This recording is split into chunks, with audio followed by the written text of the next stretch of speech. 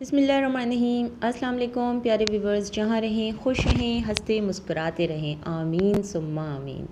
और जनाब कहते हैं ना कि दिल का रास्ता पेट से होकर जाता है, लेकिन मेरा मानना यह है कि पेट का रास्ता दिल से होकर जाता है। क्योंकि अगर आप किसी से मोहब्बत करेंगे तभी उसके लिए अच्छे अच्छे खाने पकाएंगे और उसको ऐसा खाना खिलाना चाहेंगे जिससे वो खुश हो। लेकिन अगर ऐसा कुछ ना हो तो फिर तो बस आप चलाऊ काम करेंगे कि पकाना है, बस पका के रख दिया, अब चाहे खाने वाले को पसंद आए या ना आए। तो मैं भी आज जो है ना ये क्रीमी पास्ता बना रही हूँ। क्रीमी पास्ता मेरी फैमिली में सबको बहुत पसंद है, तो मैंने सोचा कि चलें आज मैं इनको खुश भी कर देती हूँ। ये लोग मुझे काफ़ी दिन से कह रहे थे कि मामा क्रीमी पास्ता बना दें बना दें, तो मैंने कहा चलो आज इनकी बारी है, इन्हें मैं खुश कर देती हूँ। और जब ये खुश होंगे तो फिर मुझे इनसे अपने कुछ काम थे, काम क्या था, मुझे इनकी सपोर्ट चाहिए थी कुछ करने के लिए। तो फिर मैंने कहा चलें पहले ये खुश हो जाएं, फिर मैं इनसे अपने मतलब का भी काम करवा लूँगी। तो ये वाला जो पास्ता है ना, ये मैं वैसे बेक पार्लर का ही पास्ता या स्पैगेटी यूज़ करती हूँ, लेकिन ये रैगी का था और थोड़ा सा ना हार्ड था। मतलब मैं इसको जैसे बेक पार्लर को मैं 15 मिनट्स देती हूँ हार्डली, तो इसको मैंने 25 मिनट्स बॉईल किया था। उसके बाद भी जो है ना ये मतलब ऐसे सौगी सा नहीं हुआ था, थोड़ा सा हार्ड ही था। ऑयल में जो है मैंने फ्रेश गार्लिक डाला है चॉप करके, या आप स्लाइस करके डाल लें। और जूलियन कट्स में यानी कि लंबे लंबे स्ट्रिप्स की जो कटिंग होती है उस तरह से मैं इसमें चिकन डालूँगी, ताकि पेनी पास्ता है वो भी लंबे लंबे से ही होते हैं। तो जब चिकन या जो मतलब जिस शेप का पास्ता है उसी तरह से अगर आप बाकी चीज़ों की भी कटिंग करेंगे ना, तो वो खाने के टाइम पे ग्रिप करना आसान होता है। और ये सराचा सॉस है, मैंने ज़्यादा इसमें एक्स्ट्रा कोई अलग सा सॉस वगैरह नहीं बनाया है। जो रेडीमेड सॉस थे इनके, सराचा सॉस और सोया सॉस और चिली वगैरह, ये सभी मैंने इसमें ऐड किया है। अच्छा, एक बात मुझे आप लोगों से करनी थी और काइंडली मुझे इसका रिप्लाई ज़रूर कीजिएगा। हो सकता है मेरा ये सवाल कुछ व्यूवर्स को बहुत वियर्ड लगे कि ये किस तरह का सवाल है, लेकिन जब सवाल जहन में आए तो उसे पूछना ज़रूर चाहिए, चाहे आपको जवाब आपकी मर्ज़ी का मिले या ना मिले। तो मैं भी अपना सवाल आप लोगों के आगे रखती हूँ और जवाब देना ना देना आपकी अपनी मर्ज़ी पर है। अच्छा, सवाल से पहले मैं ये बता दूं कि कैंडल मैं किचन में इसलिए जला रही हूँ क्योंकि मैं जब कुकिंग करती हूँ ना, तो आजकल यहाँ मौसम थोड़ा सा फॉल सीज़न चल रहा है, तो रातें थोड़ी ठंडी की तरफ चली गई हैं। तो घर में जैसे खिड़कियाँ वगैरह बंद होती हैं ना, आप अगर किचन में कुकिंग के दौरान इस तरह से कैंडल्स जला लें तो खाने की जो स्मेल है वो पूरे घर में नहीं फैलती। तो मैं भी इसी वजह से, वैसे मुझे अगर भूल जाऊँ तो अलग बात है, लेकिन जब याद रहता है तो मैं ज़रूर ये काम करती हूँ, ताकि बाहर जो बाकी फैमिली बैठी है वो डिस्टर्ब ना हो। अच्छा जनाब, सवाल की तरफ वापस आते हैं। तो सवाल मेरा ये है कि अभी कुछ टाइम पहले एक बच्ची का केस चल रहा था और उस जैसे 2-3 बच्चियों का केस चल रहा था जो बहुत यंग एज की थी या छोटी उम्र की थी, और लोग कह रहे थे कि नहीं जी अपनी मर्ज़ी से गई हैं, अपनी पसंद से गई हैं। फिर अभी आपने देखा कि एक और केस था और माशाल्लाह वो काफ़ी बड़ी उम्र की ख़ातून हैं जिन्होंने अब अच्छी खासी पढ़ी लिखी होने के बावजूद इस तरह से शादी की कि उनकी फ़ैमिली को पता ही नहीं, और अनफॉर्चुनेटली 3 महीने के अंदर इतनी बुरी, इतनी भयानक उनकी डेथ हो गई। अल्लाह ताला उनको अपने जवाई रहमत में जगह अता फ़रमाए। लेकिन औलाद के डेथ या औलाद की तकलीफ़ माँ बाप के लिए, और स्पेशली जब वो और बूढ़े भी हो जाएं, तो उनके लिए बहुत बहुत तकलीफ़ देह होती है, बहुत तकलीफ़ देह। मतलब जो तकलीफ़ ऐसी है ना कि सामने वाले को शायद फ़ील ना हो, बस उसको ये लगे कि हाँ इनकी औलाद का इंतकाल हो गया या वो चली गई, लेकिन वो जो तकलीफ़ उनको ख़ुद को होती है वो अपने लफ्ज़ों में, अपने पेरेंट्स जो है ना वो अपने लफ्ज़ों में उसको बयान नहीं कर सकते। मेरे ख़्याल में हम जितने भी वालिदैन हैं इस बात को अच्छे से समझ सकते हैं। तो मेरा आप लोगों से सवाल ये है कि आखिर लड़के या मर्द क्या ऐसा लफ्ज़ बोलते हैं किस तरह से ऐसी बात करते हैं कि बच्चियाँ, उनको कहा जाता है कि वरगला दिया, उनको बहका दिया। चलें मान लिया कि वो छोटी बच्चियाँ थीं और बहकावे में आ गईं या वो उनके फुसलाने में आ गईं, लेकिन इतनी बड़ी बड़ी ख़वातीन, इतनी बड़ी पढ़ी लिखी दुनिया देखी लड़कियाँ जब इस तरह के रिलेशनशिप में आती हैं या शादियाँ कर लेती हैं जो इतना टॉक्सिक रिलेशन उनका बन जाता है, उन्होंने तो काफ़ी दुनिया देखी होती है, फिर वो क्या वजह होती है कि वो इस तरह के मर्दों की बातों में आ जाती हैं, उनके झांसे में आ जाती हैं और अपनी ज़िंदगी का इतना बड़ा फ़ैसला अपने वालिदैन को बताए बग़ैर कर लेती हैं।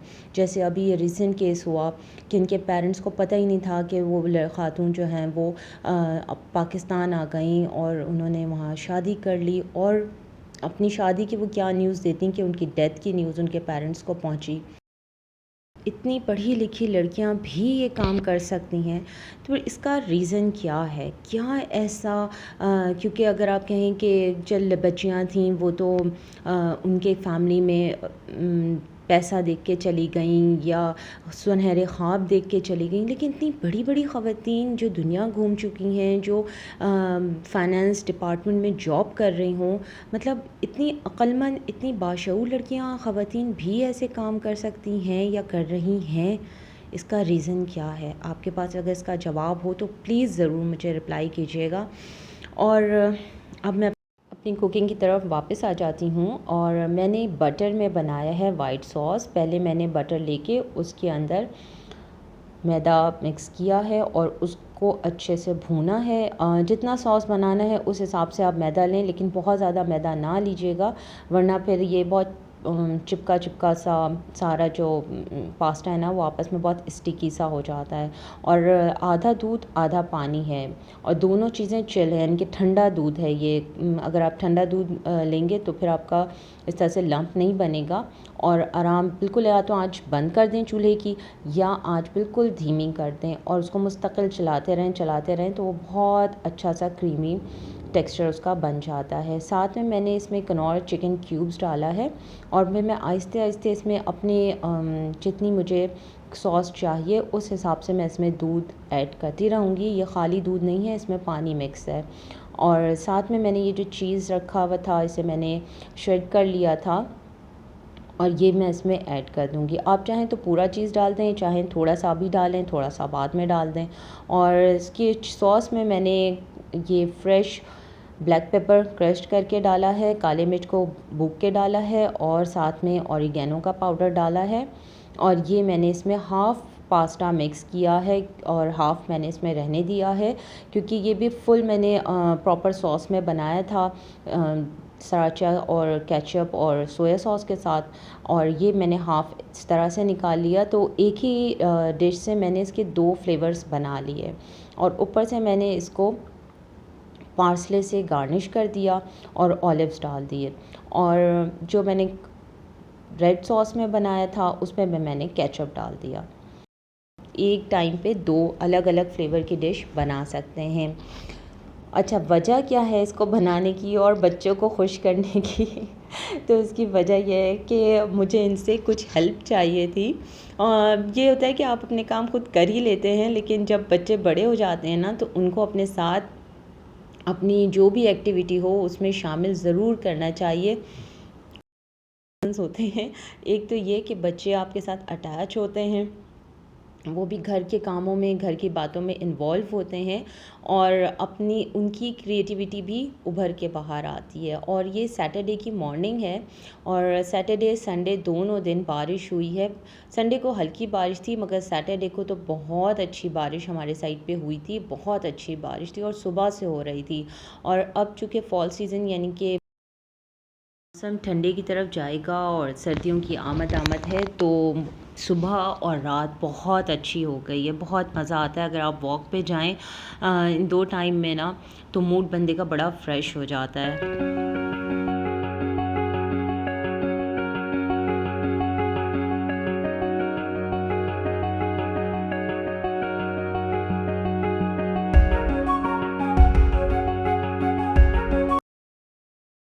और सैटरडे और संडे हमारे घर में जो है ना सबकी फ्री विल होती है, जिसको जो दिल चाहे वो अपने नाश्ते में खाता है। तो ये उमैमा ने जो है वो कहा था कि वो पैनकेक खाएंगी, तो मैंने उनके लिए पैनकेक बनाया था। और मैं ख़ुद जो है वो लेफ़्ट ओवर खा रही हूँ, यानी कि किसी ने स्लाइस छोड़ी और किसी ने अपनी पराठा। तो मैं उन एक स्लाइस और आधा पराठा आलू के सालन के साथ, शोरबा आलू गोश्त का सालन था जिसका आलू और शोरबा बचा हुआ था, तो मैं उसके साथ खाऊँगी। और साथ साथ जो है ये हम लोग बारिश एंजॉय कर रहे थे। उमैमा को था कि हम लोग चलते हैं बारिश में नहा कर आते हैं, लेकिन मैंने उनको नहीं जाने दिया कि नहीं भाई अभी मुझे घर में काम है तो आप मेरी हेल्प करें। अब आ जाते हैं कि मुझे काम क्या था। मुझे काम ये था कि आज जो है मैं अपने लाउंज की थोड़ी सी मुझे सेटिंग चेंज करनी थी, और मैं ये लेकर आई थी डाइनिंग टेबल का कवर। मुझे असरा काफ़ी टाइम से कह रही थी, काफ़ी टाइम से कहती कि मामा आप जो हैं वो डाइनिंग टेबल पे कवर बिछाएं। लेकिन मैं आपको बताऊं इसका रीज़न क्या था कि हम लोग जब छोटे थे हमारी अम्मी भी अपने डाइनिंग पे ना इस तरह से कवर बिछा के रखती थी। तो मैं और मेरा भाई हम लोग जब पढ़ने बैठते थे ना, तो हम लोग डाइनिंग के जो कवर का बॉर्डर होता था उसको हम लोग पेंसिल से प्रिक करते थे, यानी कि उसके अंदर पेंसिल घोप घोप के ना उसको पूरा ख़राब कर देते थे।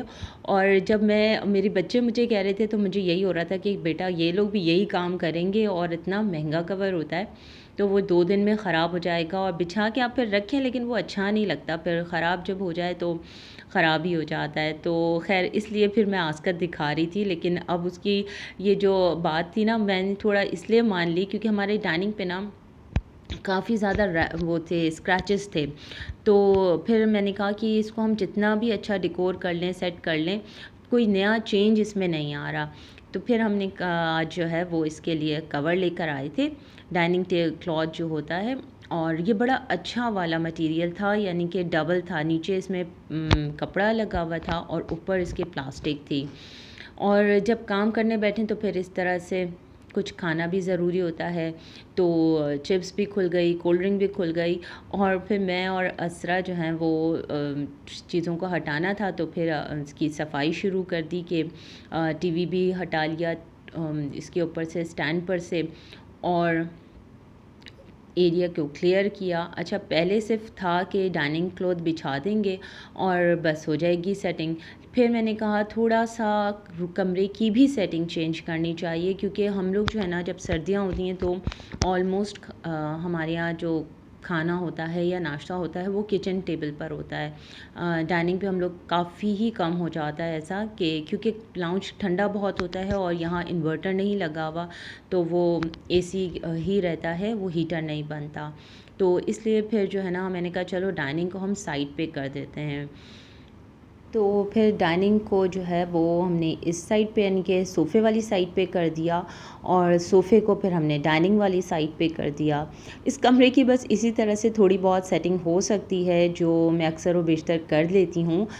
इस दफ़ा थोड़ा सा चेंज ये था कि झूला हमने इस दीवार पे रखा था, और ये जो सेटिंग है कॉर्नर्स की, ये माशाल्लाह उमैमा ने की है कि उन्होंने डिफ्यूज़र रखा है, अपनी बुक्स रखी हैं, इस तरह से सोफ़ा सेट वगैरह हमने किया था। और डाइनिंग पे ये जो फ्लावर है ये भी उमैमा ने अपनी स्कूल में अपनी आर्ट क्लास में बनाया था, तो वो इन्होंने यहाँ पे रखा है। मुझे यहाँ पे मनी प्लांट रखना था, लेकिन मैंने कहा नहीं, give respect and take respect, ये मेरा उसूल है कि जब मैं बच्चों को उनकी या किसी को भी आप जब इज़्ज़त देंगे, उनकी बात को, उनकी राय को अहमियत देंगे, तो नो डाउट वो भी आपको उतनी ही रिस्पेक्ट देंगे, उतनी ही आपकी बात को अहमियत देंगे। और घर के अंदर कोई हार्ड एंड फास्ट रूल नहीं होता कि ये ऐसे ही होना चाहिए और ये वैसे ही होना चाहिए। तो हमने 2-3 तरह से रख के इसको देखा कि डाइनिंग पे क्या चीज़ अच्छी लग रही है। और असरा को था कि वाज़ रखें, उमैमा को था कि आप इस तरह से, कटलरी हम रखते ही हैं डाइनिंग पे, तो आप इस तरह से इसमें मेरे फ्लावर के साथ रखें। मैंने कहा कोई बात नहीं, कुछ दिन ऐसे रख लेते हैं और फिर कुछ दिन वैसे रख लेंगे। और ये वो अपनी बुक्स लेकर आएंगे। उमैमा पढ़ने इतनी, उनको रीडिंग का इतना शौक़ नहीं है जितना उनका इस तरह के आर्ट वर्क्स में दिल लगता है, लेकिन ऑल्दो जो भी है उनकी बुक्स वगैरह वो अपना उन्होंने इस तरह से ये कॉर्नर सेट किया है। और पीछे हमारा लैंप है वो हमने रखा था, और सोफ़ा हमने इस साइड पे रख दिया। तो कुछ इस तरह से हमने अपने लाउंज की सेटिंग की। और टीवी ट्रॉली पे अभी चीज़ें बस रैंडमली रख दी हैं, इंशाल्लाह इसकी सेटिंग करेंगे तो फिर मैं आपके साथ शेयर करूँगी। चलें जी, यहीं तक था मेरा आज का व्लॉग। उम्मीद करती हूँ आपको पसंद आया होगा। कुछ भी अच्छा लगा हो तो उसे ज़रूर ट्राई कीजिएगा, मुझे अपनी दुआओं में याद रखिएगा, मेरे सवाल का ज़रूर जवाब दीजिएगा। इंशाल्लाह नेक्स्ट व्लॉग में मुलाकात होगी, तब तक के लिए अल्लाह हाफ़िज़।